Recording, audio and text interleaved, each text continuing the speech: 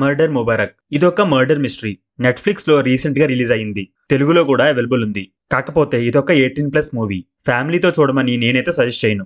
ఒకటి కాదు, రెండు కాదు, చాలానే అడల్ట్ సీన్స్ ఉంటాయి. కొంచెం జాగ్రత్తగా చూడండి. మూవీ రివ్యూలోకి వెళ్లే ముందు ఈ మార్చ్ మంత్ లో రిలీజ్ అయిన ఓటీటీ ఫిల్మ్ సజెస్ట్ చేస్తూ ఒక వీడియో చేసాం. కార్డ్స్ లో యాడ్ చేసా, please check it out. And ఈ వీడియోని లైక్ చేసి మా ఛానల్ ని సబ్స్క్రైబ్ చేయండి. ఆ బెల్ ఐకాన్ ని కూడా ఆన్ చేసి పెట్టుకోండి. ఇంకా మూవీ రివ్యూలోకి వెళ్తే, ఈ మూవీని ఒక బుక్ నుంచి ఇన్స్పైర్ అయి తీశారంట.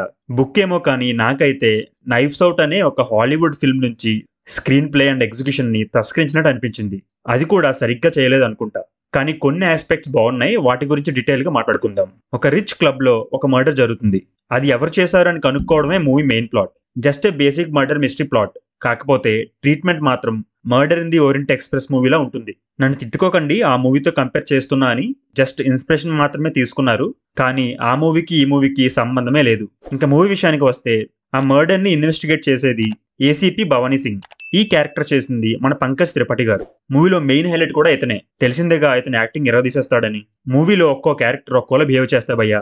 ఇరిటేషన్ వచ్చింది నాకైతే. తిక్కగా బిహేవ్ చేస్తాయి. ఏదో కామెడీ చేద్దాం అనుకున్నారు. మేబీ కొంతమందికి అది ఎంటర్టైన్మెంట్ అవ్వచ్చు. ఒకవేళ దానినే ఎంటర్టైన్మెంట్ అంటే మాత్రం ఓకే. సో ప్రతి క్యారెక్టర్ కి కొన్ని సీక్రెట్స్ ఉంటాయి. ఆ సీక్రెట్స్ అన్ని తెలిసిన వ్యక్తి ఆ జిమ్ ట్రైనర్. అండ్ మర్డర్ చేసింది కూడా జిమ్ ట్రైనర్నే. సో దీనివల్ల అందరి మీద అనుమానం వస్తుంది, ఎవరు చంపేశారు అని. మూవీలో మెయిన్ హైలైట్ వచ్చేసి యాక్టింగ్ భయ్యా. అందరూ చాలా బాగా యాక్ట్ చేశారు. అండ్ కామెడీ కూడా కొంతవరకు ఓకే. సినిమాటోగ్రఫీ అండ్ పిక్చరైజేషన్ కూడా బాగున్నాయి. ఆ రిచ్నెస్ ని కూడా బాగా చూపించారు. ప్రొడక్షన్ వాల్యూస్ అవి బాగున్నాయి. మూవీలో ఒక లవ్ స్టోరీ ఉంటుంది.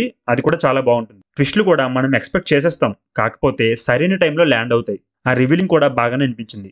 సో ఇవి మూవీలో మెయిన్ పాజిటివ్స్. ఇంకా ఏం వర్కౌట్ అవ్వలేదు అంటే, ఇలాంటి మూవీస్ లో సస్పెన్స్ అనేది లాస్ట్ వరకు బిల్డ్ అవుతూ ఉండాలి. అది అక్కడక్కడ డ్రాప్ అవుతూ వచ్చింది మూవీలో. జస్ట్ యావరేజ్ గా ఉంటుంది సస్పెన్స్. థ్రిల్లింగ్ ఎలిమెంట్స్ కూడా అంతగా ఏం ఉండవు. క్యాజువల్ గా వెళ్ళిపోద్ది. కిల్లర్ ఎవరు అనే క్వశ్చన్ మనకు కూడా కలుగుతుంది. చాలా మంది మీద డౌట్ వస్తుంది. బట్ లాస్ట్ లో వచ్చిన రీజనింగ్ కొంచెం సిల్లీగా అనిపించింది నాకు.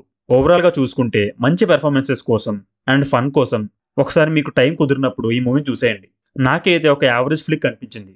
అందరికీ ఇలా అనిపించకపోవచ్చు. So please do watch this movie. Streaming on Netflix. ఈ రివ్యూ కనుక మీకు నచ్చినట్లయితే ఈ వీడియోని లైక్ చేసి మా ఛానల్ని సబ్స్క్రైబ్ చేయండి. Thank you.